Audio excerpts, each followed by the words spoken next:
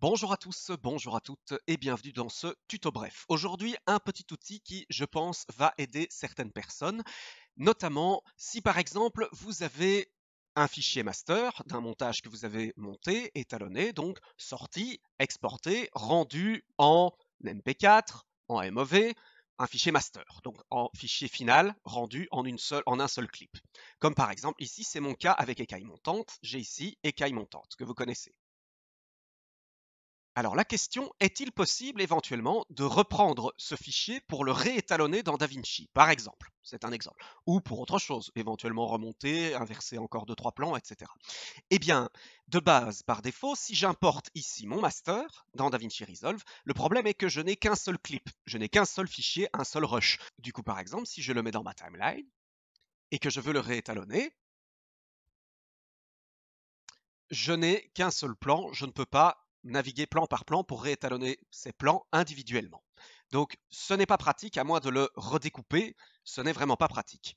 Mais existe-t-il une solution pour récupérer ces plans? La réponse est oui, bien qu'il y ait une certaine limitation. Et c'est la détection de coupe, ou le Send Cut Detection. Pour cela, je vais reprendre mon master d'écaille montante, je vais faire un clic droit et je vais faire Send Cut Detection, détection de coupe.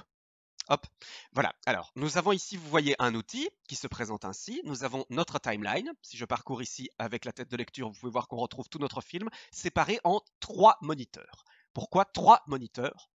Pour savoir se positionner précisément sur une coupe, justement. Et pour se positionner précisément sur une coupe, ce qu'il faut, c'est... Voilà. Il faut faire en sorte que vous ayez ceci, c'est-à-dire dernière image du plan précédent, les 2 prochaines images du plan entrant. À ce moment-là, vous êtes sur une coupe. Au niveau de votre tête de lecture, vous êtes sur une coupe. Ce qu'il suffit de faire, donc, par exemple, on va commencer manuellement, c'est de faire ici Add. Voilà. Et vous pouvez voir qu'ici, dans le menu, une coupe s'est rajoutée. Il indique scène 1 et il indique ici frame 312. On se trouve à la frame 312 avec le timecode.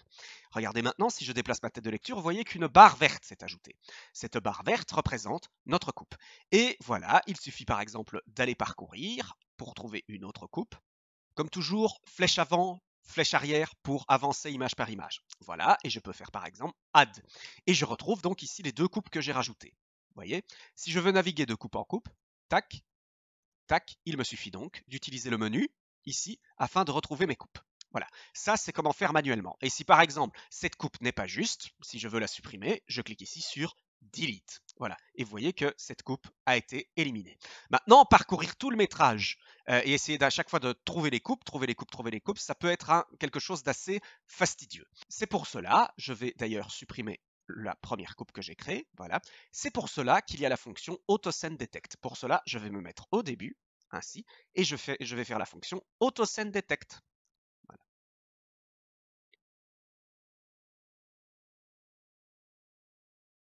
Et voilà, donc vous pouvez voir qu'automatiquement, Resolve a détecté, a utilisé un seuil de tolérance pour détecter les coupes. Par exemple, ici, je suis sur la coupe 14, frame 1614, et vous pouvez voir que nous avons donc ici, effectivement, bel et bien une coupe correcte. À savoir, nous avons un plan qui se coupe et le plan continue. Mais je vous disais que cette technique allait avoir une limitation. Laquelle? Eh bien, principalement pour les transitions. C'est évident, je pense que vous le comprenez. Pour les transitions, par exemple, le début, ici, nous avons un fondu. Il est impossible, regardez ici, voilà, vous voyez, d'ailleurs, nous pouvons voir ici qu'il y a certaines barres qui ont été rajoutées toutes l'une à la suite de l'autre parce que Resolve détectait effectivement des images venant progressivement et qu'il n'a pas réussi à positionner une coupe précise. Ce qui est normal puisqu'il s'agit d'un fondu. Donc là, il n'y a pas 36 solutions. Malheureusement, il faut faire du bricolage artistique. Ce que je vous conseille, par exemple, si vous êtes sur un fondu d'entrée, allez directement au début du plan, un fondu d'entrée noir par exemple, et ajoutez la coupe. Nous allons faire Add ici, tout au début donc de notre premier plan. Et évidemment, dans notre étalonnage, ce fondu du noir à notre image va être dans le plan. Donc là, il n'y aura pas trop le choix. Si vous désirez réétalonner le plan, il va falloir faire du bricolage artistique, jouer un peu avec l'animation, par exemple, ou recréer une transition que vous essayez de coller, bien entendu. Nous pouvons retrouver également cette limitation ici. Par exemple, vous voyez ici la transition, voilà, il a détecté plein de coupes qui en fait n'en sont pas, qui sont une transition. Vous voyez? Donc du coup, là, à ce niveau-là, déjà, un outil que je voulais vous montrer, c'est cette barre ici, magenta. vous pouvez voir que certaines barres ici, qui sont des détections de coupe, qui sont donc des coupes détectées, sont moins hautes que d'autres. Vous voyez, sont moins hautes, ça veut dire que Resolve n'a pas réussi à déterminer très précisément s'il s'agissait effectivement d'une coupe et à fixer une tolérance et à fixer un seuil de probabilité, si vous voulez, qu'on arrive à tel niveau que ce soit une coupe. Et donc, ce que vous allez pouvoir modifier ici avec cette barre magenta, c'est votre seuil de tolérance. Par exemple, ici, si je vais sur cette coupe-ci, vous voyez que il y a une coupe qui a été prise en compte. Cette coupe est correcte, à savoir nous sommes bel et bien sur une coupe.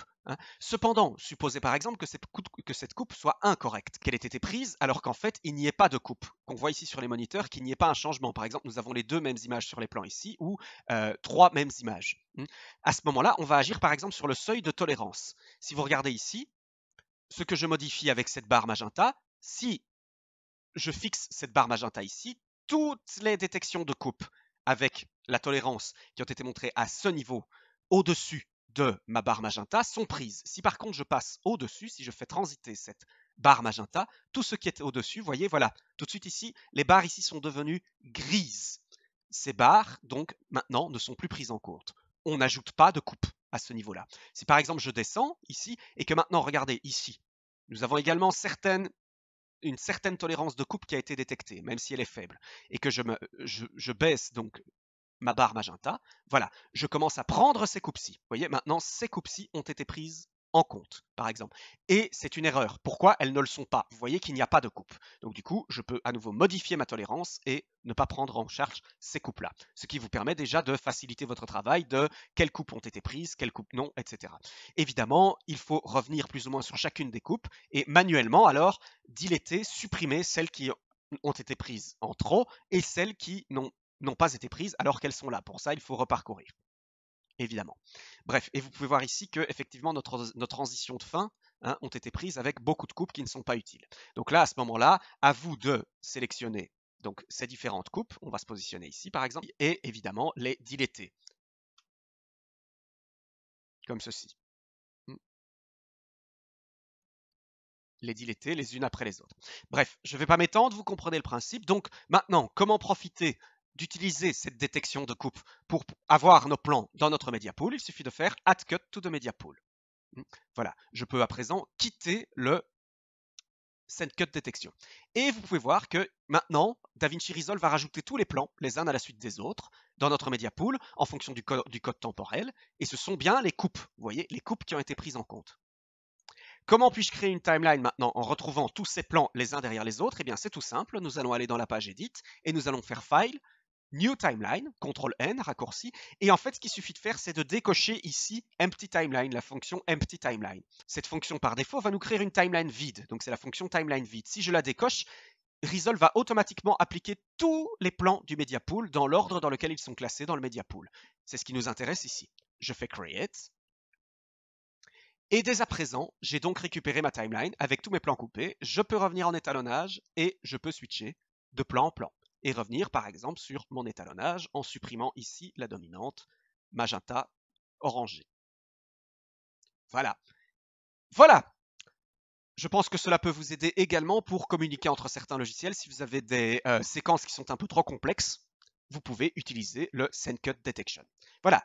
Ce sera tout pour aujourd'hui. Merci d'avoir suivi ce tuto et je vous dis à très bientôt.